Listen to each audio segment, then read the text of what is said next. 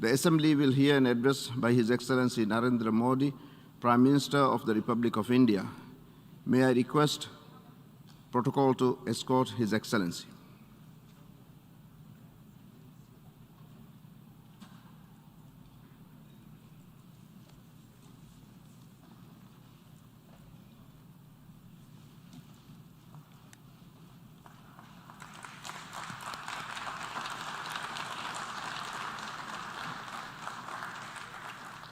I have great pleasure in welcoming His Excellency Narendra Modi, Prime Minister of the Republic of India. I invite him to address the General Assembly. नमस्कार साथियों. Good morning, friends.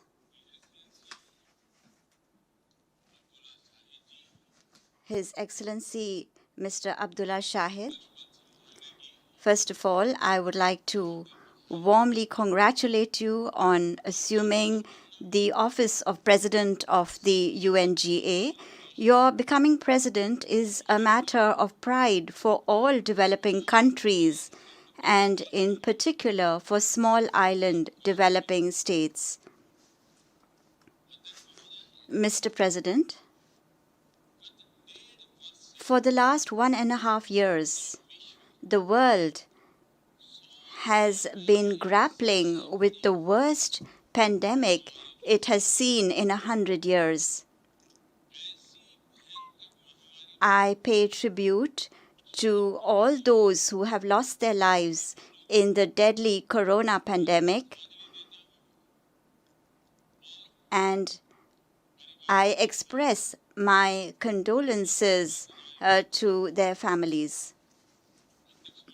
Mr. President, I represent a country that is proud to be known as the mother of democracy. We have had a great tradition of democracy that goes back thousands of years. On 15th of August this year, India entered the 75th year of its independence. Our diversity is the identity of our strong democracy. It is a country that has dozens of languages, hundreds of dialects, different lifestyles and cuisines. This is the best example of a vibrant democracy. The strength of our democracy is demonstrated by the fact that a little boy who at one time used to help his father at his tea stall at the railway station is today addressing the United Nations General Assembly for the 4th time as Prime Minister of India.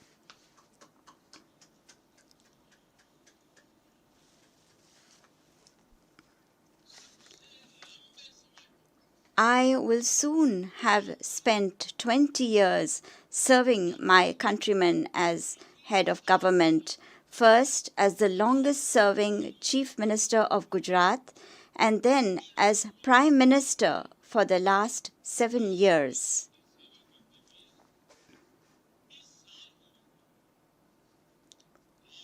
And I am saying this to you from my own experience. Yes, democracy can deliver. Yes, democracy has delivered. Mr. President, today is the birth anniversary of Pandit Deen Dayal Upadhyay, the proponent of Ekatma Manav Darshan. Ekatma Manav Darshan means integral humanism, or the development journey undertaken together, the expansion from the self to the universe.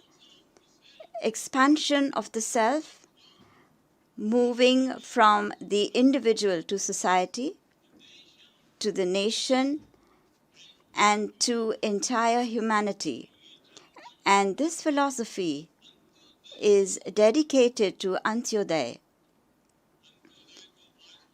The modern day definition of Antyodaya is where no one is left behind.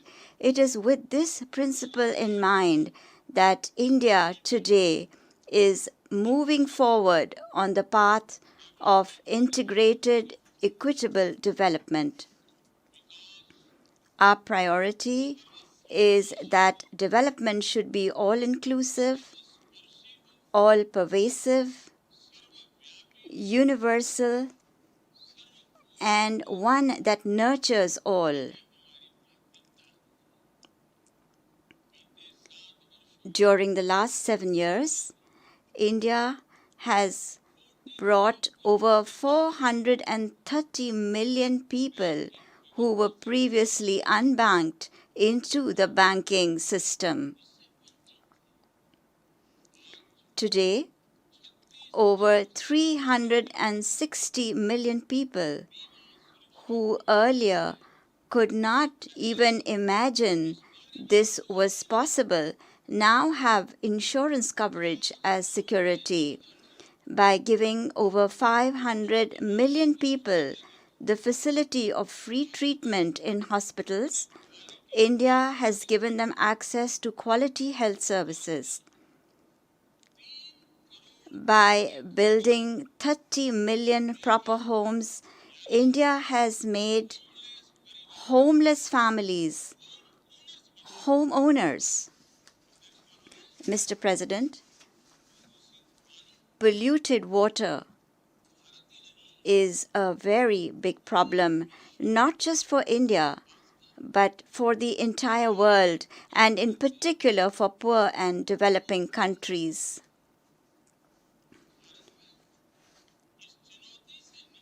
In order to address this challenge in India, we are carrying out a very big campaign to ensure that piped clean water reaches over 170 million homes.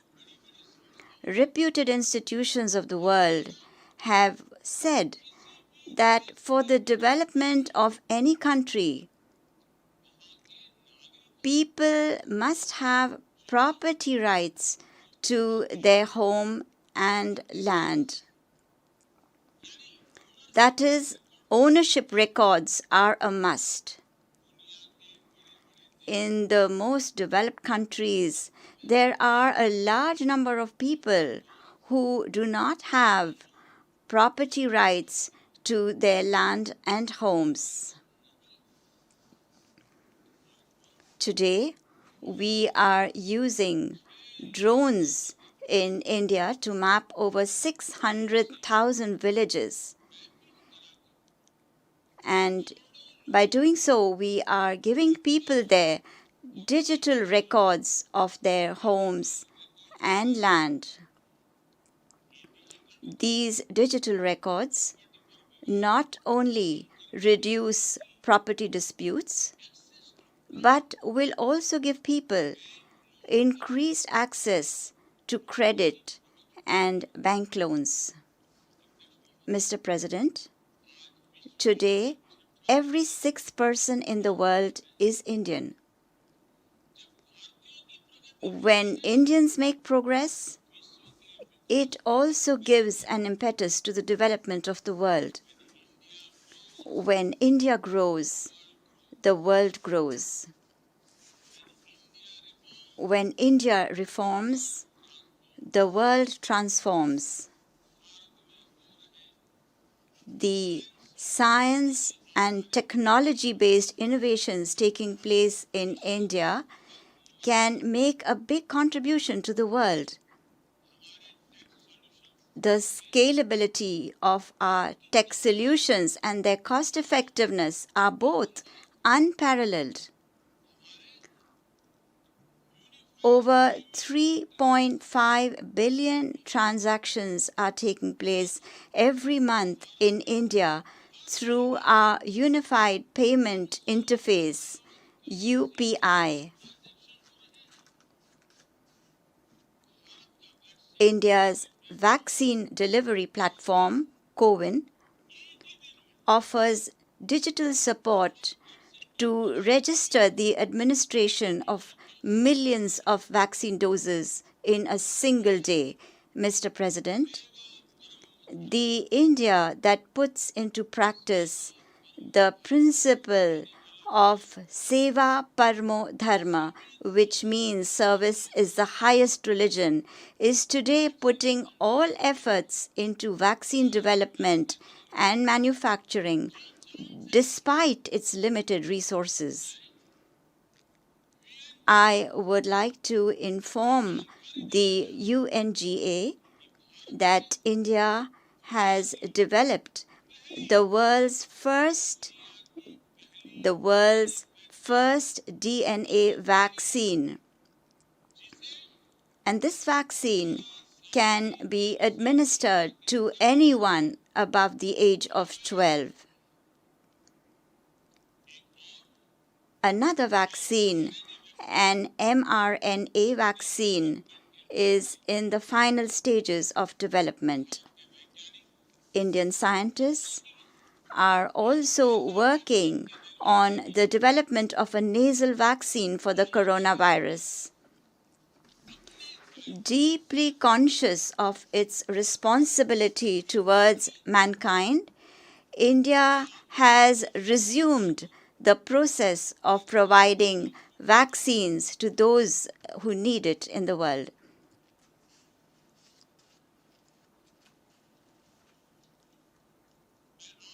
Today, I also extend an invitation to vaccine manufacturers from across the world. Come, make vaccine in India. अध्यक्ष महोदय, Mr. President, all of us are well aware how important technology is in the lives of people today.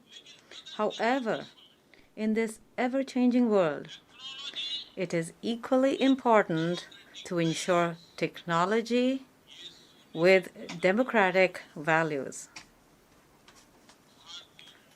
No matter which country the doctors, innovators, engineers, and managers of Indian origin live in, our democratic values inspire them to continue serving mankind. And this is a spirit that we have indeed seen during the corona pandemic also. Mr. President, the corona pandemic has also taught another important lesson to the world, that the global economy needs to be diversified even further. And for this, expansion of global value chains is necessary. Our Atmanirbhar Bharat, or Self-Reliant India movement, is inspired by this very spirit. India is becoming a democratic and reliable partner for global industrial diversification. And in this movement, India has struck a better balance between both economy and ecology. I'm sure that you all also feel proud of the efforts made by India with regard to climate change compared to those made by big and developed nations. Today, India is moving forward with great speed towards its target of 450 gigawatts of renewable energy. We have also started work on making India the world's largest green hydrogen hub. Mr. President, we are answerable to our future generations. When they ask, when it was time to take decisions, what were those people doing? those people whose responsibility it was to give direction to the world. Today, the world is facing an increased threat of regressive thinking and extremism. In such a situation, the entire world must make science-based, rational, and progressive thinking the basis for development. In order to strengthen a science-based approach, India is promoting experience-based learning. In India, in schools, thousands of Atal tinkering labs have been set up. We have also set up incubators, and a strong startup ecosystem has been developed. On the occasion of the 75th year of its independence, when we are celebrating the Azadi Ka Amrit Festival, India is going to launch 75 satellites into space that are being made by Indian students in schools and colleges. Mr. President, on the other hand, countries with regressive thinking that are using terrorism as a political tool, these countries must understand that terrorism is an equally big threat for them also. It is absolutely essential to ensure that Afghanistan's territory is not used to spread terrorism and for terrorist attacks. We also need to be alert and ensure that no country tries to take advantage of the delicate situation there and use it as a tool for its own selfish interests. At this time, the people of Afghanistan, the women and children of Afghanistan, the minorities of Afghanistan need help. And we must fulfill our duty by providing them with this help. Mr. President, our oceans are also our shared heritage, and that is why we must keep in mind that we must only use ocean resources and not abuse them. Further, our oceans are also the lifeline of international trade. We must protect them from the race for expansion and exclusion. The international community must speak in one voice to strengthen a rule-based world order.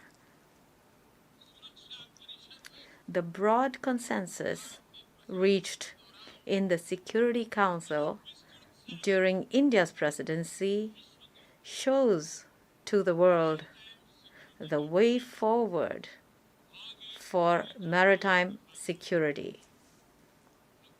Mr. President, the great diplomat of India, Acharya Chanakya, said this hundreds of years ago, Kalatikramat, Kalatikramat, Kal eva phalam pibati. When the right action is not taken at the right time, then it is time itself that causes the action to fail. If the United Nations wants to remain relevant, it will need to improve its effectiveness and enhance its reliability. Today, all kinds of questions are being raised about the UN. We have seen such questions being raised related to the climate crisis, and we also saw them during COVID. The proxy war going on in many parts of the world, terrorism, and the recent Afghan crisis have further highlighted the seriousness of these questions. With regard to the origin of COVID or regarding the ease of doing business rankings, institutions of global governance have damaged the credibility they had built, which was a result of decades of hard work. It is essential that we constantly strengthen the UN in order to safeguard global order, global laws, and global values. I would like to end my address with the words of the Nobel laureate Gurudev Rabindranath Tagore. Shubho Kormopothe, Shubho Kormopothe, Dhoro Nirbhayogan, Shob Durbol Shonyosh Hok Abushan, which means boldly proceed on your path of good deeds. May you overcome all weaknesses and doubts. In the context of the current times, this message is as relevant to every responsible nation as it is to the United Nations. I'm confident that our efforts will enhance peace and harmony in the world and will make the world healthy, safe, and prosperous. With these good wishes, I thank you all. Namaskar.